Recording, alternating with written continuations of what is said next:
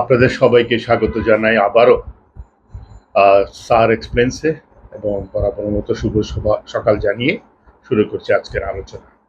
আজ আমরা কথা বলতে চাচ্ছি জঙ্গিবাদ নিয়ে এবং বাংলাদেশে জঙ্গিবাদ নিয়ে নানা ধরনের কথা নানা সরকারের সময় নানাভাবে আলোচিত হয়েছে। আমরা যদি ২০০১ সালের বিএনপি সরকারের দিকে তাকাই তাহলে দেখব সেই সময় বেশ একটা জেএমবি নামক একটি গোষ্ঠী বেশ মাথাচাড়া দিয়ে উঠেছিল উত্তরবঙ্গে এবং তখন বাংলা ভাই শাহেক আব্দুর রহমানের নাম ব্যাপকভাবে তারা বাংলাদেশের মানুষের মনে গেঁথে গিয়েছিল এবং মনে থাকবার কথা যে প্রায় ৬৩টি জেলায় একযোগে বোমা হামলার মতন ঘটনাও ঘটেছিল সেই সময়টাতে, সেই ২০০১ থেকে ২০০৬ সালের মধ্যে নানা ঘটনা ঘটেছে। তখন এ নিয়ে সরকারও বেশ সচেতন ছিল, বিভিন্ন গোষ্ঠীকে দমন করার চেষ্টা করেছে। শাহেক আব্দুর রহমান, বাংলা ভাই তাদেরকে দমন করেছে তৎকালীন বিএনপি সরকার। তারপরে যখন নির্বাচনের পরে আওয়ামী লীগ আসলো,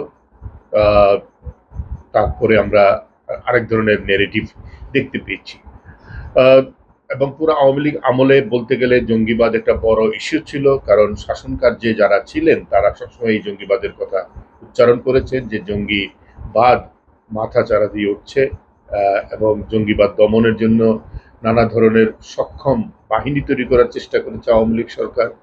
বাংলাদেশের বিভিন্ন জায়গায় জঙ্গিদের আস্তানা খুঁজে খুঁজে বের করার চেষ্টা হয়েছে। তবে তার আগে বেশ কিছু ঘটনা ঘটেছে।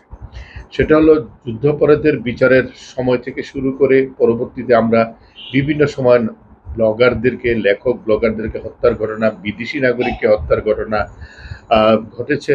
তারপরে তো সে বিখ্যাত হলি আর্টিজানের হামলা ২০১৬ সালে, সেটিও আমরা প্রত্যক্ষ করেছি এবং সেখানে বিদেশি নাগরিক সহ অনেক মানুষকে একটি ক্যাফের ভিতরে হামলা করে হত্যা করা হয়েছে এবং তখন আন্তর্জাতিক সংবাদ মাধ্যমও বাংলাদেশ শিরোনাম হয়ে উঠেছিল। আমাদের ঠিক মনে আছে যে সিএনএন, বিবিসি কেউই বাদ যায়নি এবং যারা বলেছিল যে বাংলাদেশে আইএস সক্রিয় হয়ে উঠেছে। তবে বাংলাদেশ সরকার বরাবরের মতন এগুলো অস্বীকার করেছে যে আইএস বাংলাদেশে নেই। তবে নিউ জেএমবি বা নব্য জেএমবি নামে একটি সংগঠন আছে যারা নতুন করে সক্রিয় হচ্ছে। তারা বলেছিল আনসার আল ইসলামের মতন বাহিনীর কথা বলেছে এবং পুরো সময়টাতেই আমরা এই বিষয়গুলো দেখেছি। আওয়ামী লীগ সরকারের আমলে জঙ্গিবাদের অতি বারবারন্তটা শেষ পর্যন্ত অনেকে বলেছে জঙ্গিবাদের নাটক হয়েছে। কারণ হলো সরকার যখনই কোনো ধরনের বিপদে পড়তে যাচ্ছে তখনই নাকি তারা জঙ্গিবাদের নাটক সাজিয়েছে মানুষের দৃষ্টি ঘুরিয়ে দেওয়ার জন্য। ঠিক এই যখন প্রেক্ষাপট একটা পর্যায়ে আওয়ামী লীগ গণ অভ্যুত্থানে ক্ষমতাচ্যুত হয়, শেখ হাসিনা দেশ ছেড়ে চলে যান, ঠিক তখন যে একটা অচল অবস্থা তৈরি হয় সারা দেশে, কারাগারগুলো থেকে বন্দীরা বেরিয়ে যেতে থাকে, অস্ত্রাগার, পুলিশের অস্ত্রাগারগুলো লুট হতে থাকে, থানার অস্ত্রগুলো, এবং এর একটা বড় অংশ সন্ত্রাসী জঙ্গিদের হাতে চলে গেছে বলে আশঙ্কা করা হচ্ছে, যার অনেকগুলো এখন পর্যন্ত উদ্ধার করা সম্ভব হয়নি। কারাগার থেকে যারা বেরিয়ে গিয়েছিল জঙ্গিবাদের অভিযোগে, তারা কতটা জঙ্গি ছিলেন, কতটা জঙ্গি নাটকের মাধ্যমে তাদেরকে আটক করা হয়েছিল, সে প্রশ্ন তো আছেই। তবে সম্প্রতি আমরা দেখতে পাচ্ছি বিষয়টি আবার আলোচনায় এসছে। ডক্টর ইউনূসের অন্তর্বর্তী সরকারের পুরো 18 মাস কিন্তু জঙ্গিবাদ মাথাচাড়ায় উঠেনি, কোনো ধরনের কোথাও হামলার কথা শোনা যায়নি। কিন্তু বলা হচ্ছে যে তার আমলেই নতুন করে একটা অংশকে প্রশ্রয় দেওয়া হয়েছে, যারা বাংলাদেশ থেকে আবার সেদিকে নিয়ে যাচ্ছে। সম্প্রতি দেখা গেল পাকিস্তানের তেহরিকি তালিবান পাকিস্তান, যারা আফগানিস্তানের হয়ে পাকিস্তানের বিরুদ্ধে যুদ্ধ করছে, সেখানে বাংলাদেশের কিছু দু একজন তরুণের মৃত্যুর খবর এসছে এবং তাদেরকে রিক্রুট করা হয়েছে বাংলাদেশ থেকে, এই খবরটাও কিন্তু আমরা দেখতে পেয়েছি। এবং এটি একটি শঙ্কার জায়গা যে বাংলাদেশ থেকে তরুণরা বাইরে গিয়ে অন্য একটা দেশের বিরুদ্ধে লড়াই করছে এবং মারা যাচ্ছে এবং একটি আদর্শের জন্য তারা সেই কাজটা করছে। এখন আবার আলোচনায় কেন আসলো? কারণ সাম্প্রতিককালে খবর এসছে যে পুলিশ বাহিনী তাদের অভ্যন্তরীণ পর্যায়ে সতর্ক করেছে বিভিন্ন ইউনিটকে যে কোথাও কোথাও জঙ্গি হামলা, সরকারি বিভিন্ন স্থাপনায় বা জনবহুল স্থানে জঙ্গি হামলা হতে পারে। এটি একটি অভ্যন্তরীণ নথি ছিল, কিন্তু কোনো না কোনোভাবে সেটি বাইরে বেরিয়ে গেছে। তারপর থেকেই এই বিষয়টি এখন আলোচনার মধ্যে আছে। যারা আলোচিত ইনফ্লুয়েন্সার আছেন, দেশে বিদেশে অবস্থান করছেন, তারাও এর পক্ষে বিপক্ষে নিয়ে নানা কথাবার্তা বলছেন। এর মধ্যে একটি পত্রিকার রিপোর্টও আমাদের চোখে পড়েছে যে বাংলাদেশ বিমান বাহিনী থেকে এই ধরনের কিছু সদস্যের তৎপরতা লক্ষ্য করা গেছে। বলা হচ্ছে দুজন অবসরপ্রাপ্ত সেনা সদস্য বা বেরিয়ে যাওয়া সেনা সদস্য তারা জঙ্গিবাদে রিক্রুট করছে তরুণদেরকে। সব মিলিয়ে বলতে হয় যে তাহলে নতুন করে আবার একটা জঙ্গিবাদের শঙ্কা তৈরি হয়েছে। এটি কি আসলেই শঙ্কা নাকি কোনো রাজনৈতিক নেগেটিভ, তা এখনই আমরা বলতে পারবো না। তবে এটা বলা সম্ভব যে বাংলাদেশ কখনোই জঙ্গিবাদের সংখ্যা থেকে মুক্ত ছিল না।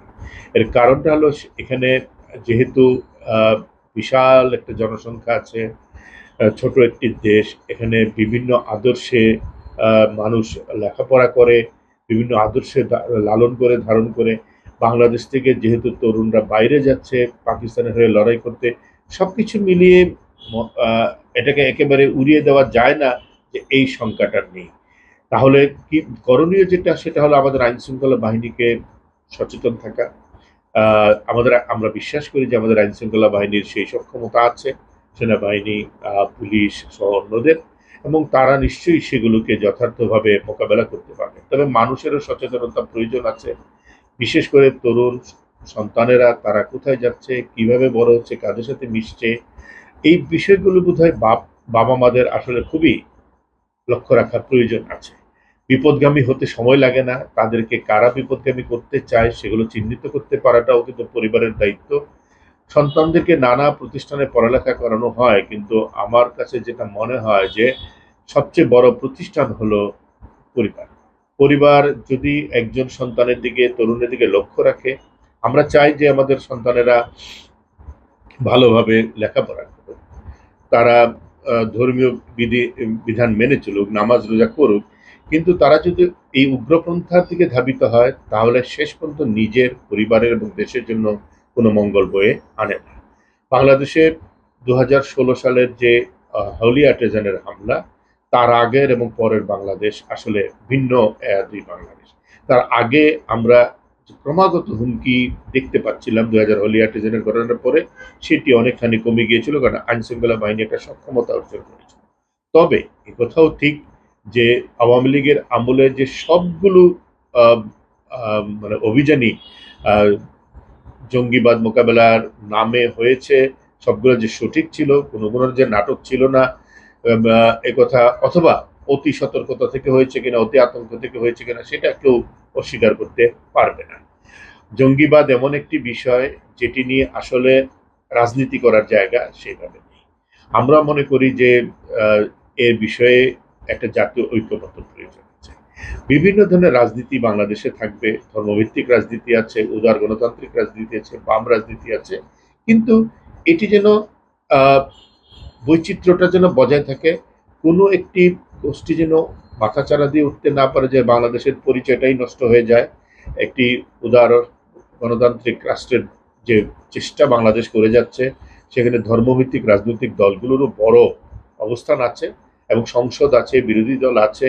একটা সক্রিয় রাজনৈতিক পরিবেশের ভিতর দিয়ে নিশ্চয়ই বাংলাদেশ আগামী দিনগুলোতে অগ্রসর হবে, উন্নয়নের পথে যাবে, এবং মানুষের কল্যাণে এই রাষ্ট্র নিবেদিত থাকবে, সেটাই প্রত্যাশা। আজকের মতো এখানে শেষ করছি। সবাই ভালো থাকবেন এবং আমাদের সাথে থাকবেন। খোদা হাফেজ।